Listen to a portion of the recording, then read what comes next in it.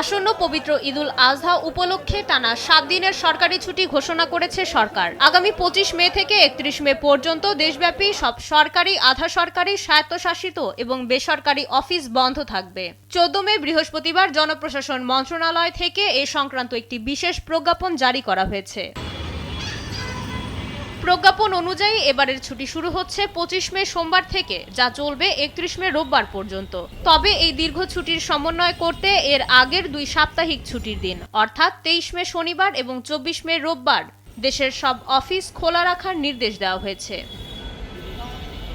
সারা দেশ উৎসবে মাতলেও কিছু অফিসের জন্য এই ছুটি কার্যকর হবে না। প্রজ্ঞাপনে বলা হয়েছে, জরুরি পরিষেবায় নিয়োজিত দপ্তরগুলো এই সাধারণ ছুটির আওতামুক্ত থাকবে। বিদ্যুৎ, পানি, গ্যাস, ফায়ার সার্ভিস, পরিচ্ছন্নতা কার্যক্রম, টেলিফোন ও ইন্টারনেট সেবার কর্মীরা বরাবরের মতোই সচল রাখবেন নাগরিক সুবিধা।